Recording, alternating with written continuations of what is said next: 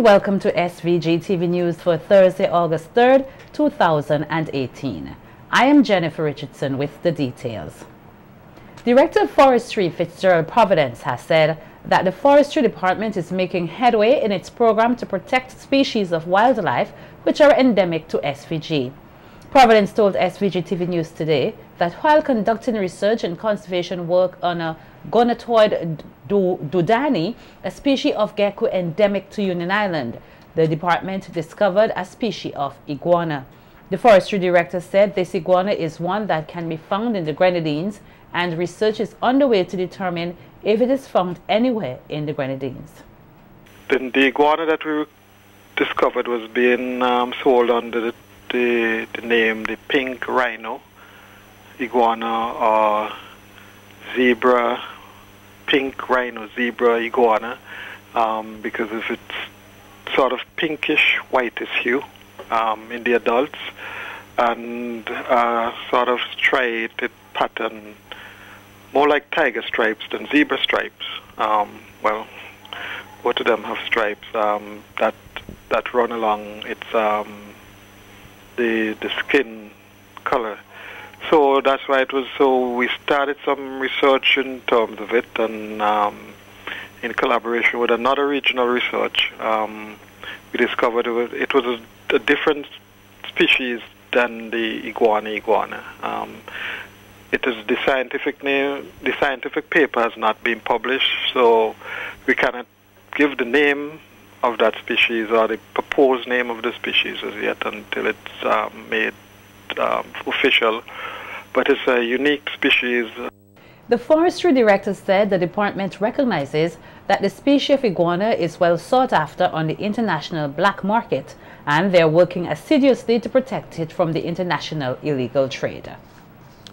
So we're hoping to continue the research, properly identify the species, and have it listed so that it's protected from international trade. So persons just can't come into St. Vincent and the Grenadines and just take these specimens away without being stopped or charged under international law, because it's illegal to remove species from a native land. And one of the things is these animals are very valued because our islands are small, they're critical, and they're in a vulnerable state because of climate change, sea level rise, hurricanes, things that can threaten the species.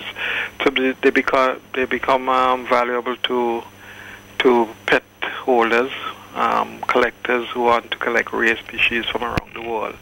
But we are the ones in St. Vincent and the Grenadines that should be benefiting from them being in our wild, and also if there's any trade that should be done, it should be done by us and not by other persons coming in illegally and removing them from our country. Providence said iguanas play an integral role in maintaining ecosystems both on land and at sea. They eat on land, and also they eat on the seabed. They eat the seabed grasses, and we know that is shared with another reptile, the turtles, which are also totally protected. And while they eat the seagrass bed, they help to control it so that they help the lobster populations, which are again a delicacy for humans, benefit for humans in terms of they eat. The conchs also live in the marine space. So there's that benefit on land. The iguanas and so on, they help to keep the vegetation low in particular areas. I know on some parts of St. Vincent they consider us pests because they would go into the potato fields and they will feed off of the soft succulent leaves. Also personal gardens, they will go in and eat and lay their eggs in the soft tilted soil. But we need to have them in our environment because they play a very important role in the cycle of ecosystems. Vincentians have been given the opportunity to receive specialized medical care at facilities on the mainland and on Beckway. This, as a team from the Caribbean Medical Association, yesterday began 5 days of healthcare interventions. The New Jersey-based association comprises professionals in a range of disciplines. They hail from the Caribbean and many are from SVG. Dr. Jones, a dentist and member of the visiting team, said the organization was formed so that professionals can give back to their homelands. He said as part of their mission, the team will see patients at health facilities in Georgetown, Owyhee, Sandy Bay, Fair Hall, Beckway and Chateaubelair. The dentist, who spoke to SVG-TV News at the Georgetown Hospital today, highlighted some of the dental problems he has been seeing and offered solutions. I mean, the biggest problem I have noticed is people have a lot of cavities, and instead of going to the dentist early to fill it and do some preventive measures, they wait until it really starts to hurt them and the teeth is broken down, then they have no alternative but to have the teeth taken out. But you know, if they come to the dentist regularly where they can check the small cavities, they'll find out that they can fill the teeth for them and they'll be able to extend the lifetime of the teeth.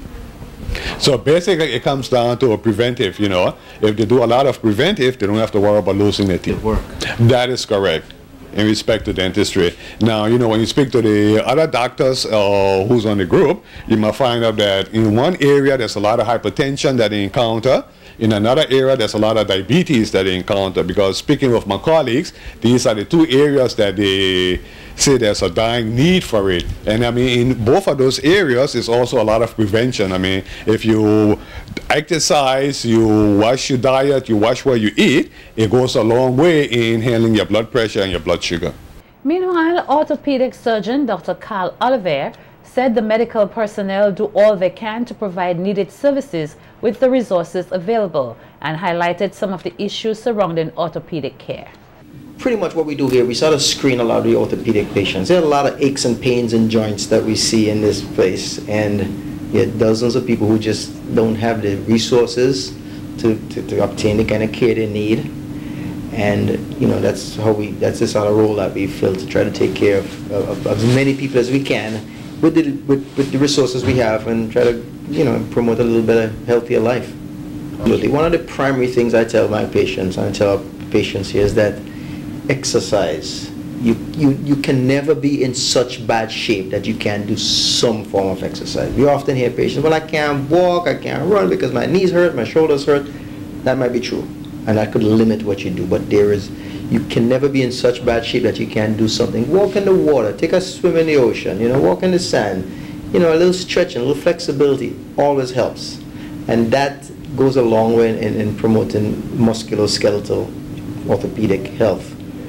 And, you know, diet. You know, we have, you know, the resources to eat healthy in the Caribbean better than anywhere else in the world. You know, I'm nothing personal against Kentucky Fried Chicken, but you know, we can do better than that, healthy-wise. You know, we've got all the fruits and vegetables that will promote a healthy lifestyle. Absolutely. Dr. Oliver said the mission also donates medical supplies to various health centers in St. Vincent and the Grenadines. He was impressed with the staff and facility at the Medical Diagnostic Center in Georgetown.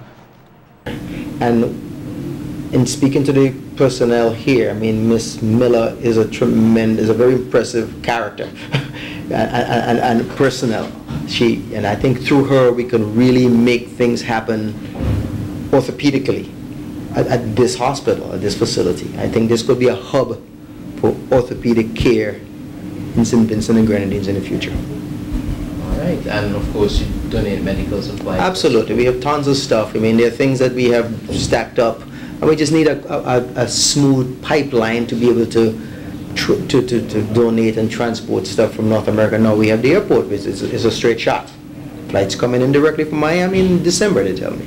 That's another easy access source to get stuff, get equipment, especially again in orthopedics, which is so technology dependent. You know, there's a lot of equipment we use. And we can get it here easily. The facilities here can accommodate it. A 3-member team from CARICOM's Implementing Agency for Crime and Security, IMPAS, is to investigate allegations against suspended Antigua and Barbuda Police Commissioner Vincentian Wendell Robinson. According to the CMC, the police administration says the members of the team have been duly appointed and sworn in as special constables and will conduct their investigations in the coming weeks. Robinson was suspended in early April this year, weeks after news emerged of his alleged sexual advances towards male subordinates. While he is being investigated, Robinson is simultaneously challenging his suspension through an application for judicial review in the High Court. His case was adjourned from July 20th to October 5th due to the absence of his lawyer, who reported sick. When the team completes its investigations, a report will be submitted to the Antigua-Barbuda Police Service Commission. A number of young people have been using their imagination to create works of art at various locations across the mainland. This as the Yulu Arts Foundation hosts its summer program, which this year is catering to more than 150 youngsters. The program, which is in its 18th year, is being conducted at centers in Kingstown, Villa, Georgetown, Barely, and Spring Village, each center catering to around 40 children. Camille Saunders Musa, founder of the Yulu Arts Center, said this year the children are engaging in art based on sea creatures. And this year the program is called From the Sea Part 2, because last year we did Part 1 and we focused on whales, and this year is the Part 2, we're focusing on the octopus. And we hope to do a Part 3 next year. I haven't decided as yet what we will focus on, but if you look around, you'll see the children are making a lot of sea creatures out of paper mache, and they've been doing drawings of the octopus holding like 8 different objects.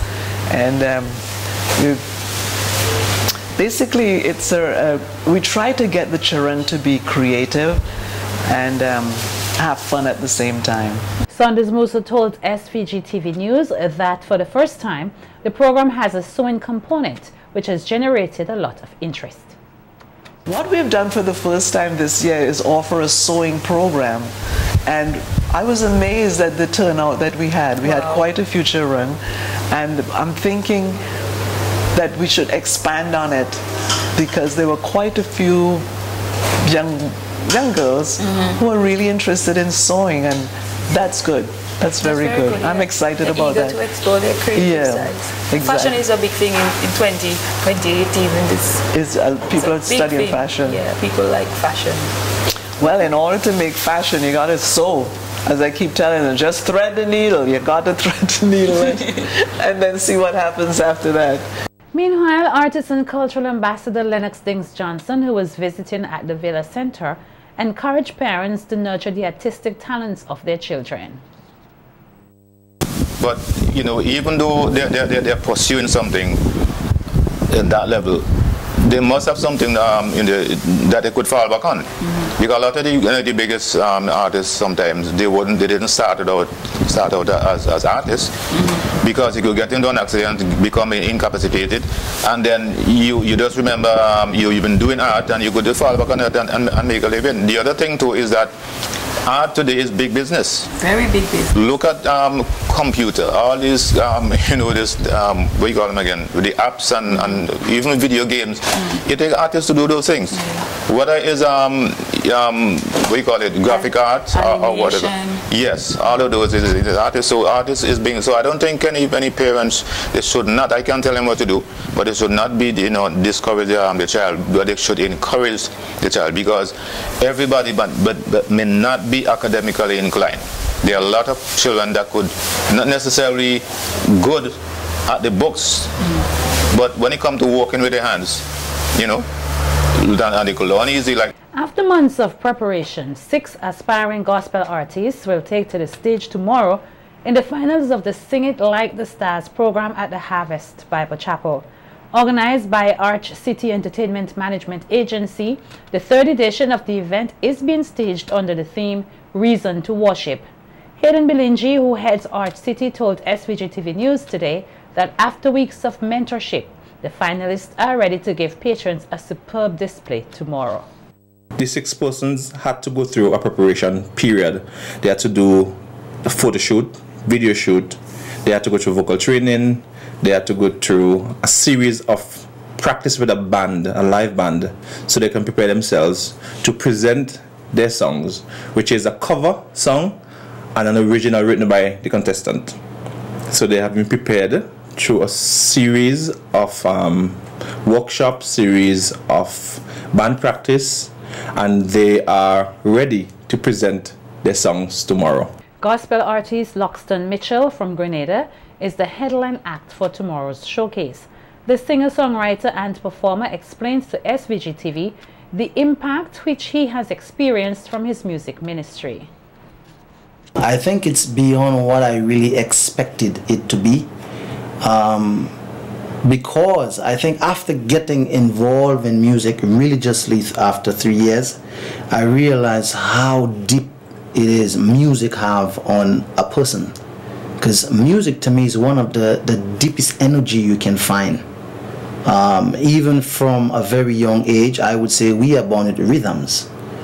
And even from a very young age, you can see a child may not be able to speak a word, but they were able to move with the sound and the beat of the music. So I realized how deep that has been. And from the time I started doing music, that's where the biggest motivation have come from, because of the impact that it have on people.